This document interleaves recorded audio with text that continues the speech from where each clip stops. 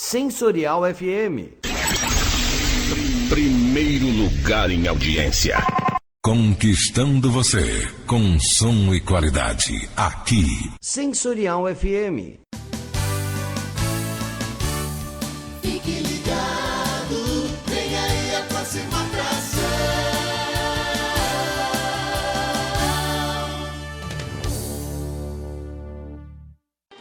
O programa a seguir é de responsabilidade de seus produtores e locutores.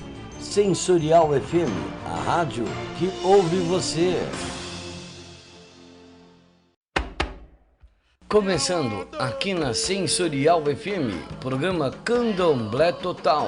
É só aqui na Sensorial FM, a rádio que ouve você.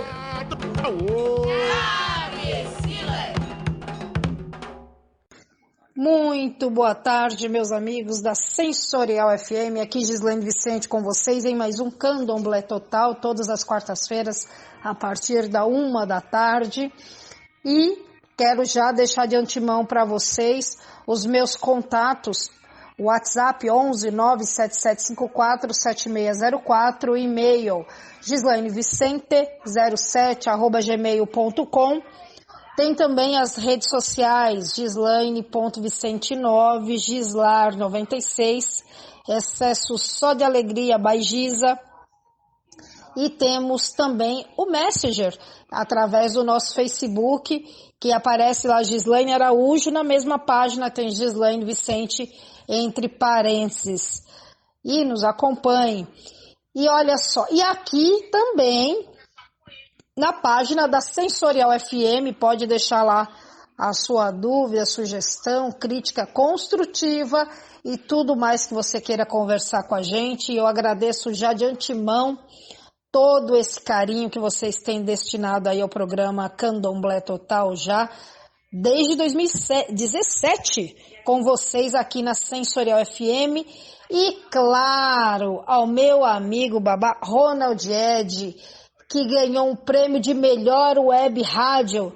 Não falei que era a melhor web rádio do mundo? Web Rádio TV, né, também. Muito merecido.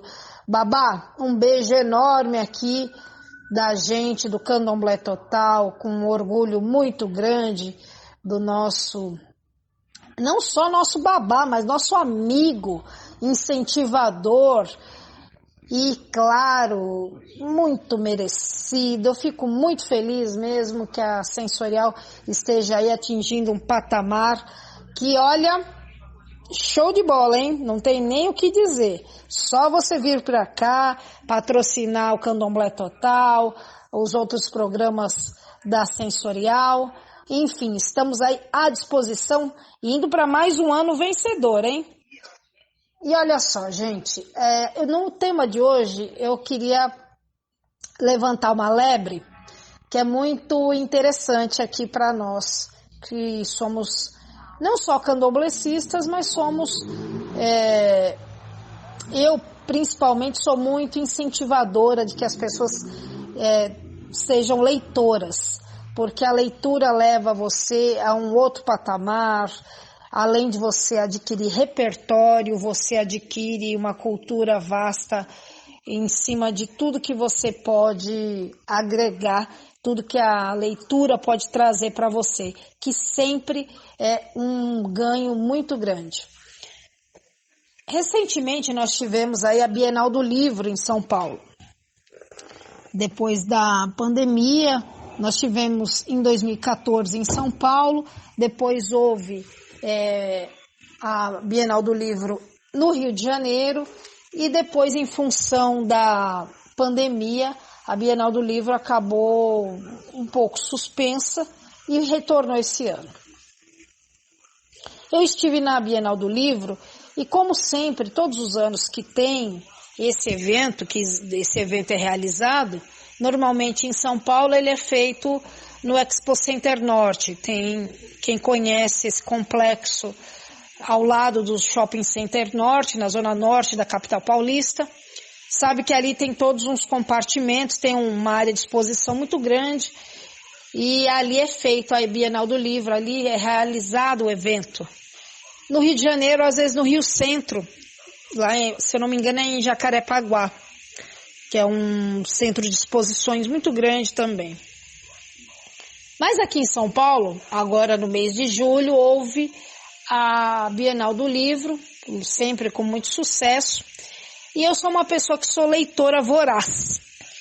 Vou em sebo, compro pela internet, tenho meu acervo, compro na banca de jornal, compro em livrarias e, naturalmente, eu faço a minha visita à Bienal do Livro, procurando novidades, principalmente em relação às religiões afro. E eu, como sempre, esse ano eu estive na Bienal do Livro, numa das quintas-feiras, na qual foi realizada, né? Foi realizada acho que durante uma semana, enfim. E eu tive na quinta-feira lá, realizada a Bienal, antes do término num domingo. Pois bem, procurei títulos afro-religiosos que sempre me interessam, porque a gente sempre tem novidade ali. Às vezes você não consegue achar em determinada livraria, no sebo, determinado selo, enfim. E na Bienal, todo mundo procura ter lá os seus melhores selos e traz os seus livros para que as pessoas consumam, né? Porque às vezes é difícil você achar determinado livro, principalmente quando é de uma editora universitária, por exemplo, que é onde eu me abasteço bastante. E uma amiga, que é assessora de imprensa de uma editora, ela falou uma coisa para mim que eu achei muito peculiar. Ela falou, olha, eu perguntei se ela ia até o evento, ela falou, olha, o nosso público não está na Bienal. E é uma editora que tem alguns títulos afro-religiosos, voltado para a temática afro e tal. Aí eu falei, ela tem uma certa razão. Embora a Bienal seja um veículo de muito alcance. Porque eu, por exemplo, eu comprei num stand que os divulgadores, os donos, eram de Belém do Pará. Então, era uma coisa muito sui generis, né? Assim, quer dizer que você atinge num patamar bem longe, né? Belém do Pará é um lugar, uma localidade bastante longínqua. Pois muito bem, quando eu conversei com ela, ela falou, nosso público não está lá. Por que ela me disse isso? Porque realmente tem um público leitor que não é o público que vai à Bienal. Porque a Bienal, como muitas outras coisas, se tornou ela é um evento excelente, eu não critico a Bienal por nada disso. Mas ela se tornou um evento que muitas pessoas que vão até lá são pessoas de uma faixa etária que não chega, talvez, aos 30 anos. Isso é uma situação que a gente deve parar para pensar, porque, às vezes, o público maduro é um pouco mais difícil da gente contentar, porque são pessoas que gostam de uma qualidade diferenciada. Não que o público mais jovem não tenha esse mesmo apuro, mas o público mais velho, ele tem uma vivência. Por ele, justamente ele ter essa vivência, ele tem uma qualidade no gosto dele, ou dela, enfim, desse público que tem mais de 30 anos, que é muito apurada. E isso me fez pensar. Mas já já eu volto com mais sobre esse assunto aqui no Candomblé Total. Canal Sensorial FM Web, o melhor conteúdo para você. Nossos programas em formato em vídeos, entrevistas, bate-papo, participações especiais e muito mais. Se inscreva agora, é gratuito. Canal Sensorial FM Web, o melhor para você. voltando, meus amigos, aqui no Candomblé Total, falando sobre os nossos assuntos afro-religiosos. E eu dizendo no outro bloco, eu dizia que o público, segundo essa colega minha, não está na Bienal. O público que nos interessa, que é justamente para nós que estamos acima dos 30 anos. Por que ela disse isso? Eu fui analisar. Ora, o pessoal que está abaixo dos 30 anos tem uma febre chamada Síndrome de Harry Potter.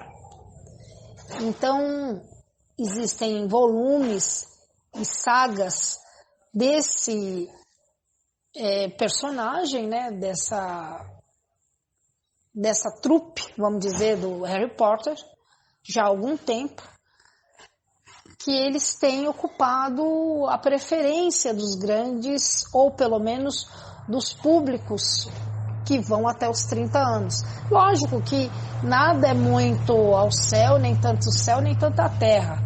É verdade que tem gente, por exemplo, com 60 anos que gosta de Harry Potter. O público, a gente faz uma estimativa, se faz uma análise, mas nada é dentro de uma coisa que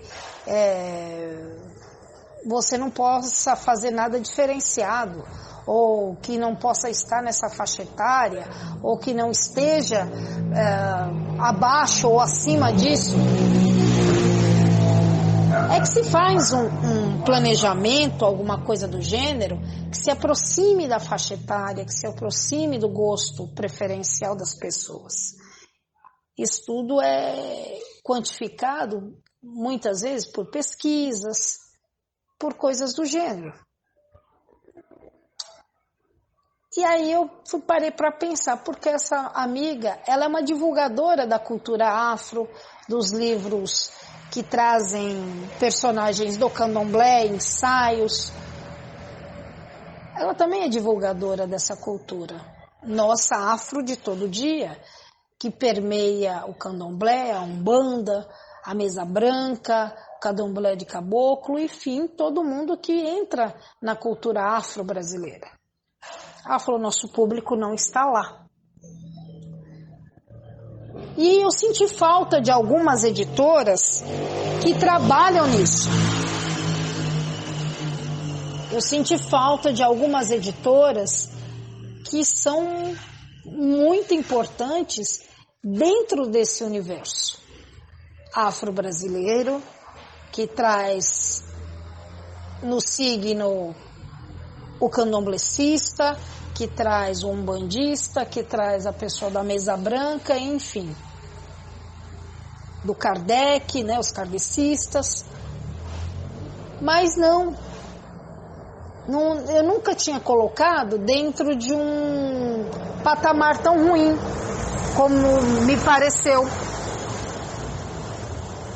Ela falou, não, o nosso público, ele consome, mas ele não consome a partir da Bienal.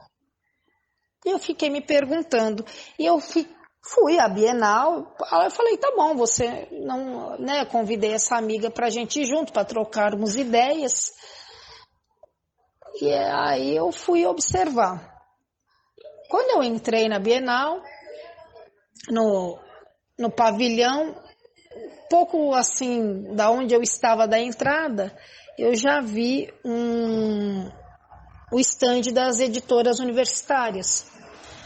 Então tinha a Universidade Federal da Bahia, que é normalmente uma publicadora de assuntos afro-brasileiros, que nos interessa bastante.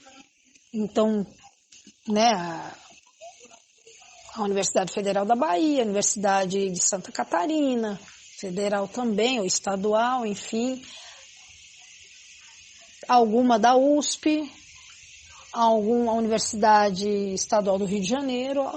Então tiveram várias situações. E, para minha surpresa, eu achei alguns títulos, não muitos, mas a preços bem altos. A gente vive um momento de alta em tudo que você vai comprar, né? Desde o do mais básico ao mais supérfluo. O supérfluo, lógico, você vai deixar de lado. E o básico você precisa se apertar de alguma maneira para tê-lo na sua mesa. Que eu digo isso em relação aos alimentos, a alimentação. Mas a educação é muito forte, é primordial também. Mas é lógico, se você não puder comprar um livro, você vai deixar ele para um segundo plano, mas lógico, quando você vai a um evento desse nível, desse porte, você vai buscando novidades. Eu senti falta de algumas editoras importantes, que têm sustentação nesse nosso universo do candomblessista, do umbandista, do mesa branca, do candomblé de caboclo, do kardecista. Eu senti falta. Algumas editoras importantes, porque em detrimento disso apareceram muitas em torno de Harry Potter, de outras literaturas infanto-juvenis, ou essas mais jovens, em detrimento de uma cultura mais aprofundada, de ensaios, de coisas e de coisas mais acadêmicas, que é o que no fim vai nos trazer um certo suporte. Por que eu digo isso? Porque muito do que a gente fala, principalmente aqui no nosso programa, ou em outros programas, ou outros historiadores que têm ligação com o universo do candomblé, se utilizam desses materiais. Então a gente sente falta. Quando nós vamos a uma roda de conversa numa universidade, numa escola de segundo grau, ou EJA, que é de jovens e adultos, ou num curso de extensão cultural, você se baseia, e o livro ainda é a maior fonte de cultura que a gente tem.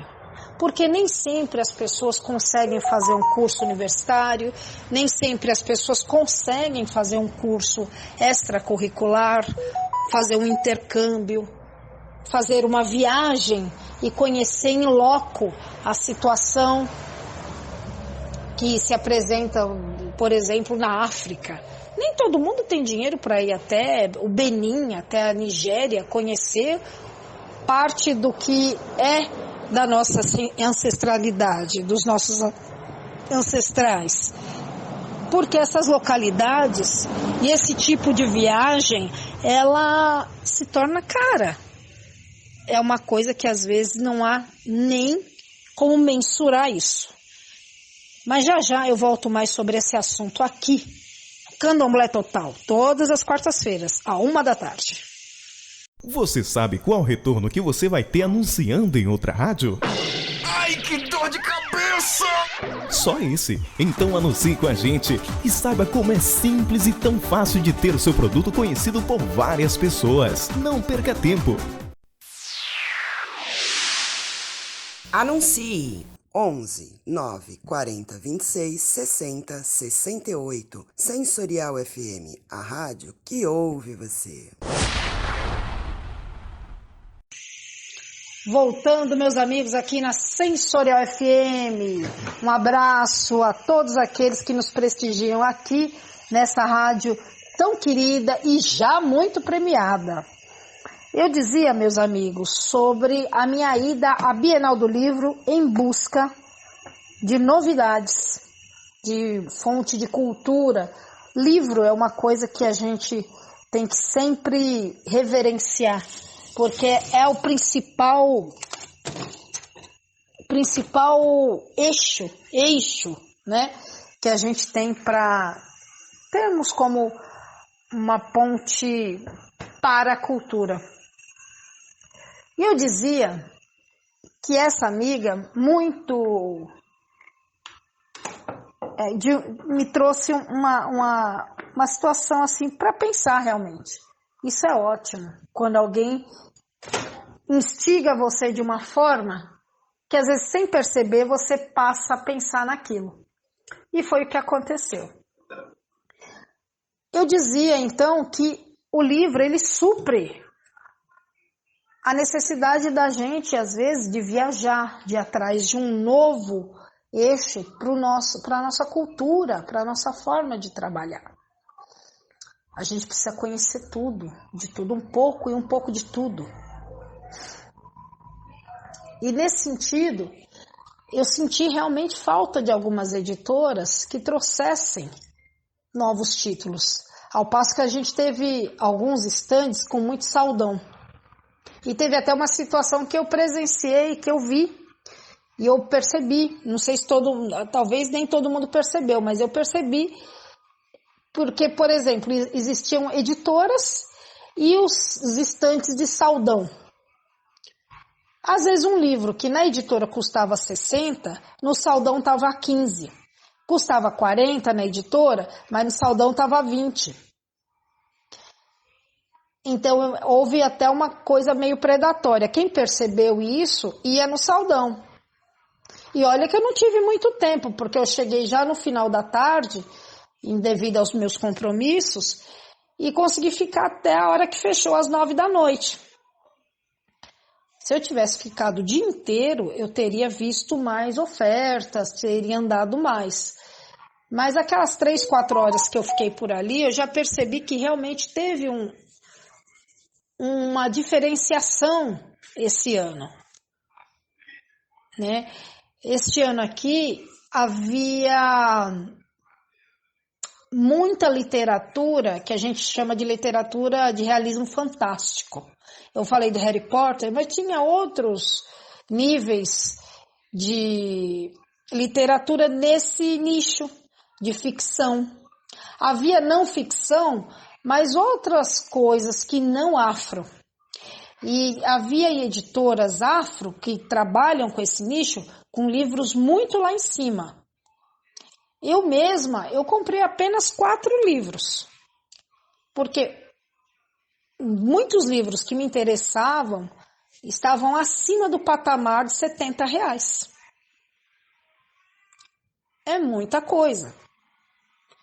Então, e aí você vai num evento desse, você vai comprar um livro você compra na livraria, né, revistaria, no sebo, pela internet. E eu gosto do livro físico. Isso é muito importante. Isso é salutar, isso é saudável, sinestésico. Você pegar o livro, você observar aquele papel que é novo. Porque muitas outras leituras, inclusive eu fui editora de uma editora-chefe, né, como jornalista profissional, de uma revista que era dedicada aos orixás. Porém, com o avanço da tecnologia, ela acabou, né, havia interesse, mas havia um custo. Então, e aí também se proliferou muito os podcasts, que já existiam, né? Porque quando você tinha as emissoras de rádio, os podcasts já existiam, mas como emissora, dentro da emissora de rádio. E o podcast, hoje em dia, você pode colocar num blog, numa rede social, enfim.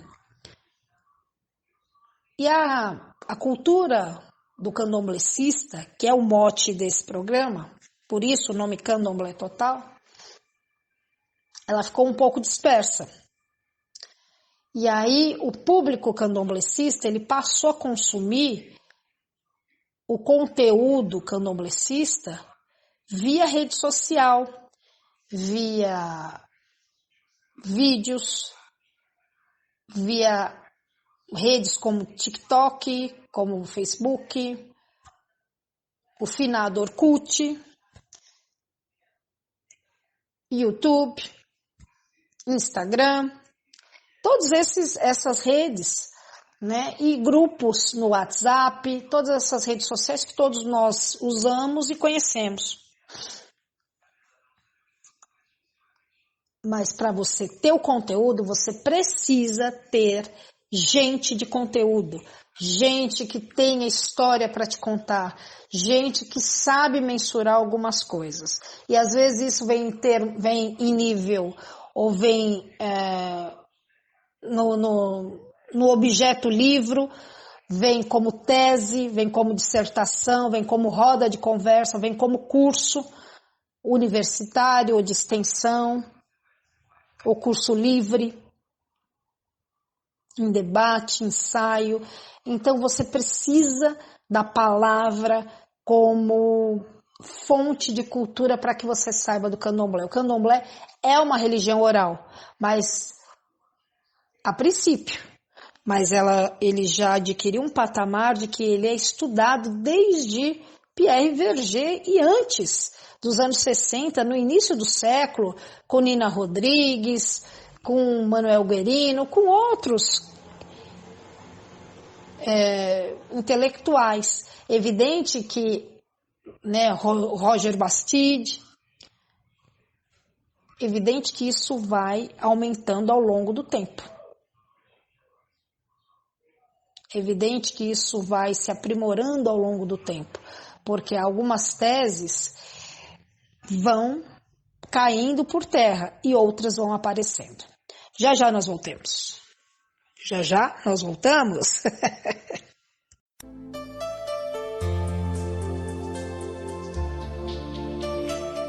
Sensorial FM Web, a maior rádio holística do Brasil.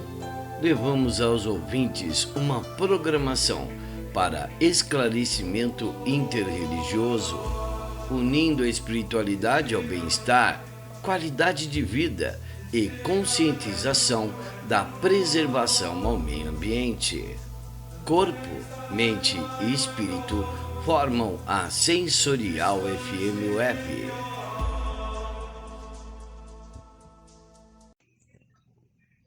Voltando, meus amigos, com esse último bloco aqui do Candomblé Total.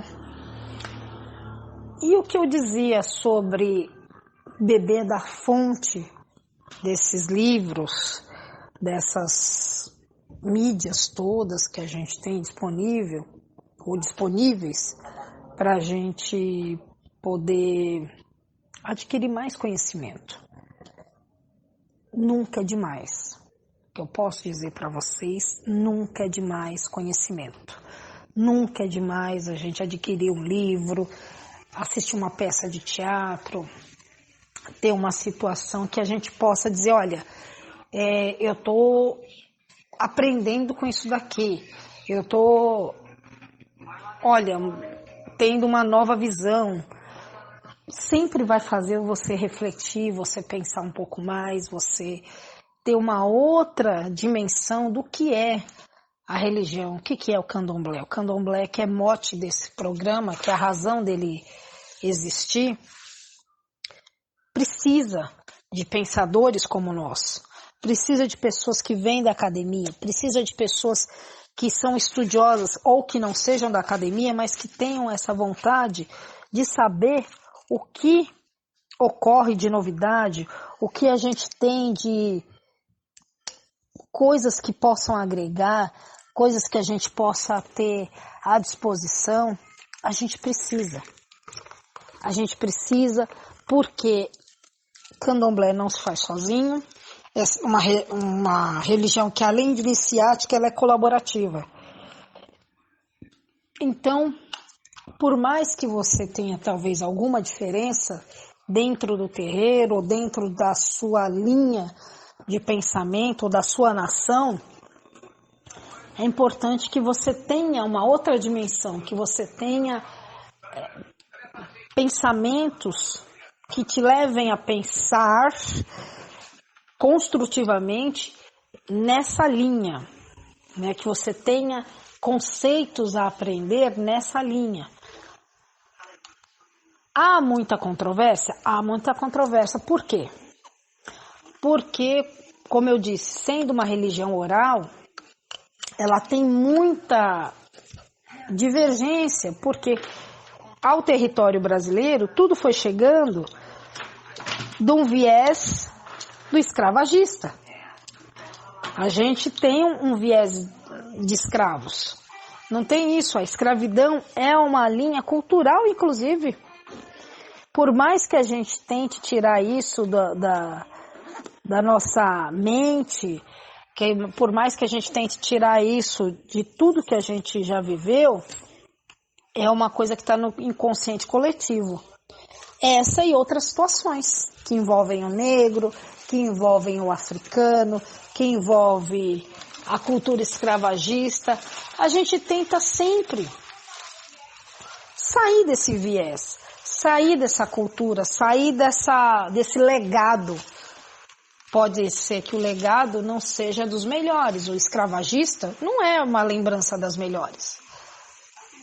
Mas o nosso povo, principalmente o negro, ou principalmente as pessoas que são candomblecistas ou umbandistas, pessoas que se direcionaram para as religiões de matriz africana, percebendo que tudo teve um início. Talvez o início seja do sofrimento, foi. Da marca na pele, foi. Mas isso tudo hoje é sistematizado em livro. Isso tudo é sistematizado em curso, na universidade, nos cursos livres, nos discursos, e isso passa para os terreiros. E às vezes o pai de santo que é antropólogo, o pai de santo que é um professor de história, que é um professor de português, outro que é advogado, outro que tenha outra função para disseminar conhecimento, não importa. Nós precisamos de todos, nós precisamos dessa cultura viva. E ela só se torna viva e só continua viva a partir do momento que a gente se apodera dela. E o livro pode ser um bom começo. E um livro sobre candomblé é o melhor dos mundos. Quando você começar a ler, você vai perceber que, além do terreiro, você precisa daquela cultura. Tudo caminha à frente. E o livro é um passo à frente para sistematizar essa religião, que muitos dizem que existe há mais de 10 mil anos, até sendo mais velha do que a dos cristãos, do que o cristianismo, porém ela vem sendo sistematizada, ou seja, colocada nos bancos escolares por meio dos livros e apostilas e cursos, e muito eficazmente e felizmente por pessoas que são do candomblé estão na academia, ou seja, estão nas universidades. Eu vou ficando por aqui e agradeço demais a sua companhia e espero você na próxima semana. Faça o seu comentário. Muito obrigada e até a próxima. Em casa, no trabalho, todo mundo tá ligado. Sensorial FM.